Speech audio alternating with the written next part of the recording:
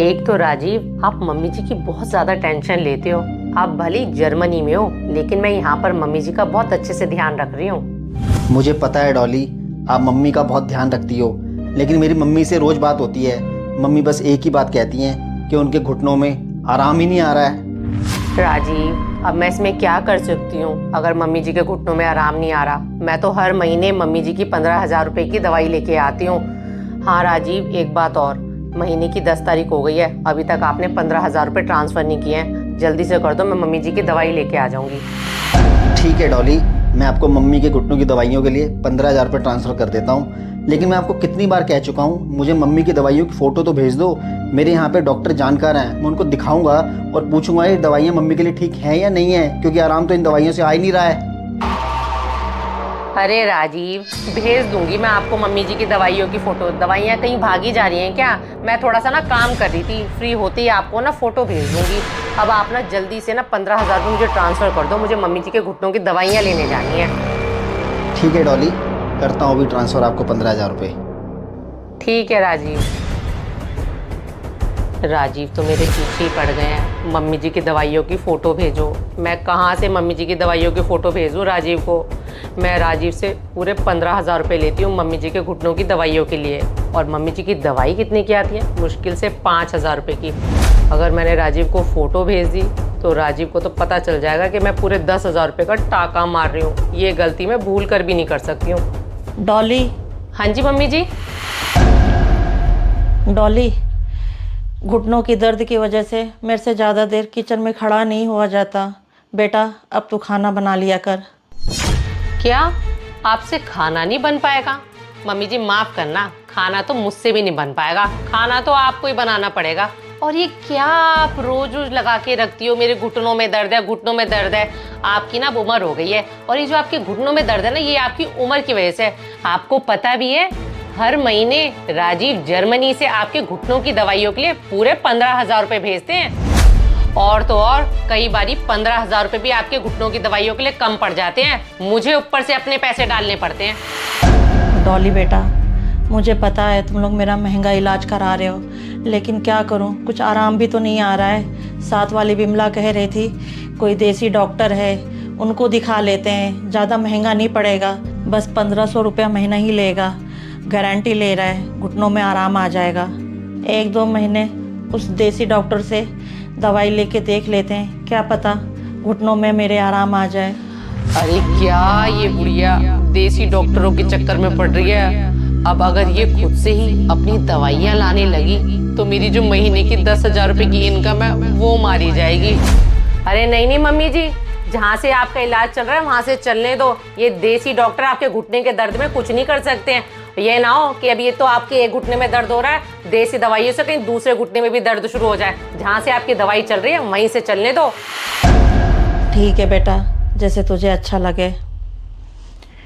डॉली बेटा, मेरे आने जाने के लिए साड़ी नहीं है, एक आध साड़ी ला देना बेटा। ठीक है मम्मी जी, ले आऊंगी आपके लिए एक आध साड़ी। वैसे तो मुझे मॉल जाना नहीं था, अब आपकी साड़ियों के लिए जाना पड़ेगा। मैं ऐसा करती हूँ, राजीव को फ़ोन करके बोल देती हूँ कि मम्मी जी के पास साड़ियाँ ख़त्म हो गई हैं, तो आपकी साड़ियों के लिए पैसे ट्रांसफ़र कर देंगे। ठीक है डॉली बेटा, अब जाके मैं खाना बना लेती हूँ। गई। मैं ऐसा करती हूँ, राजीव को फ़ोन करके मम्मी जी की साड़ियों के लिए 5-7 हज़ार रुपये मांग लेती हूँ। मम्मी जी की साड़ी 1,000-1,500 रुपये की आएंगी, बाकी के पैसे मैं ही रखूँगी। वैसे एक बात है, मम्मी जी मेरी कमाई का जरिया बन चुकी हैं।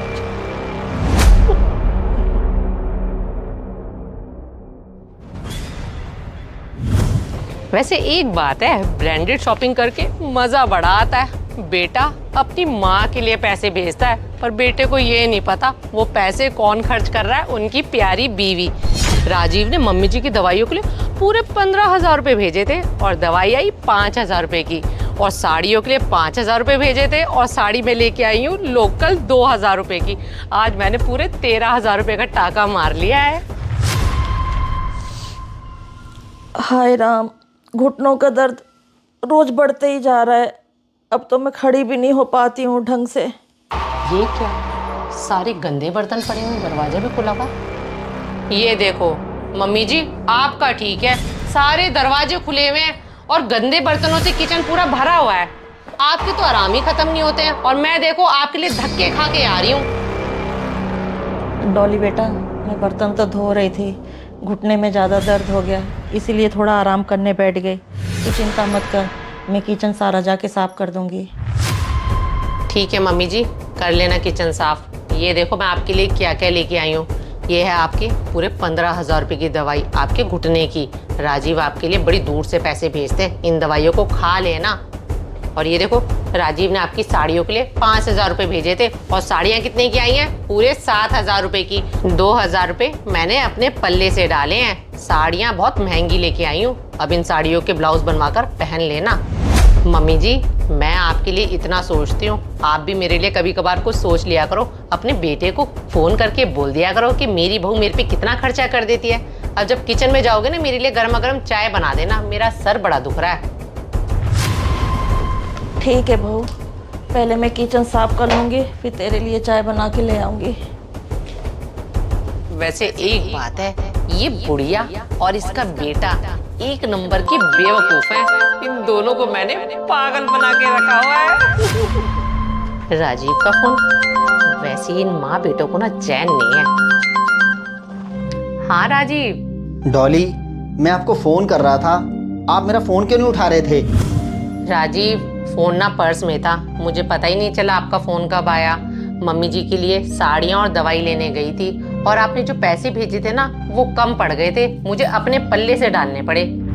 चलो कोई नहीं। और हाँ, मैं आपको कितनी बार कह चुका हूँ मुझे मम्मी की दवाइयों की फ़ोटो भेज दो, मैं यहाँ डॉक्टरों को दिखा दूंगा। आप मेरी बात सुनती क्यों नहीं हो? भेजो मुझे दवाइयों की फ़ोटो। राजीव एक तो मुझे आपकी ये आदत बिल्कुल भी पसंद नहीं है। आपकी मम्मी का मैं इतना अच्छे से ध्यान रखती हूँ, पता नहीं आप क्या मम्मी जी की दवाइयों के पीछे पड़े रहते हो कि दवाइयों की फ़ोटो भेजो फ़ोटो भेजो। मुझे तो आपकी बातों से यही लगता है कि आपको मेरे पे विश्वास ही नहीं है। अगर ऐसा ही है ना तो अपनी मम्मी का ध्यान आप खुद रख लो। ये क्या, फ़ोन ही काट दिया? वैसे कुछ तो गड़बड़ा है। पता नहीं डॉली मुझे दवाइयों की फ़ोटो क्यों नहीं भेज रही है। और मम्मी से भी जब भी मैं बात करता हूँ, मम्मी बात तो करती हैं लेकिन कुछ ना टेंशन में लगती हैं। ज़रूर मम्मी मुझसे कुछ छुपा रही हैं। ऐसा करता हूँ, साथ वाली विमला आंटी को फ़ोन करता हूँ, हो सकता है वो मुझे कुछ बताएं।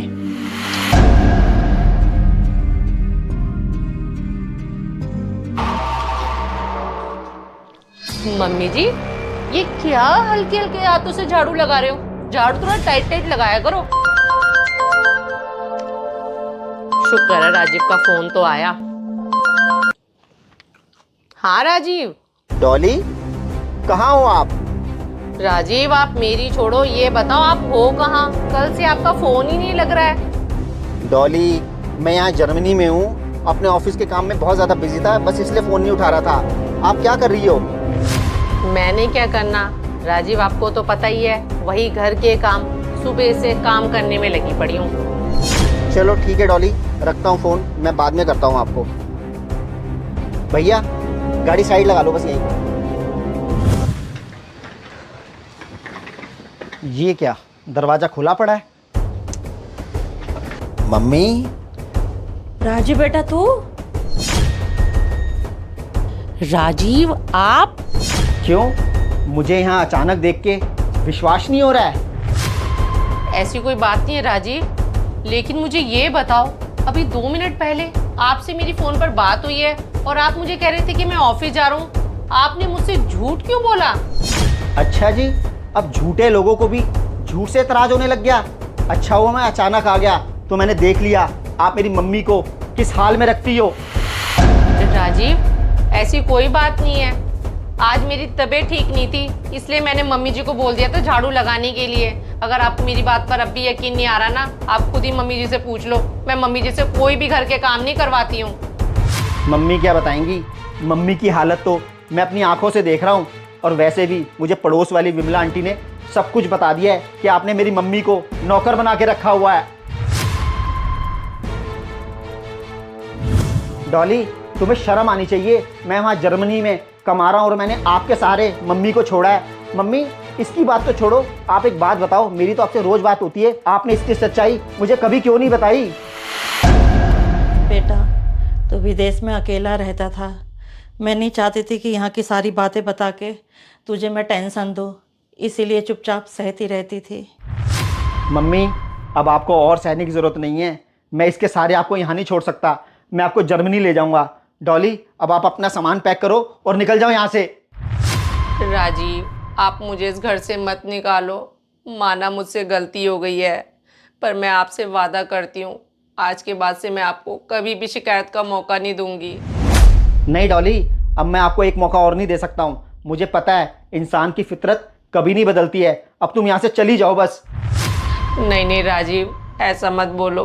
मैं आप दोनों से हाथ जोड़ के माफ़ी मांगती हूँ। मम्मी जी, आप ही बोलो राजीव को कि मुझे इस घर से ना निकालें। राजीव बेटा, इंसान से गलती हो जाती है, इसको एक आखिरी मौका दे दे बेटा। ठीक है मम्मी, आपके कहने से मैं इसको एक मौका और दे देता हूँ, लेकिन अब मैं इस घर में सीसीटीवी लगवाऊंगा ताकि मैं जर्मन में बैठ के देख पाऊँ इस घर में हो क्या रहा है। डॉली, अब मैं आपसे उम्मीद करता हूँ कि आप ये गलती दोबारा नहीं करोगी।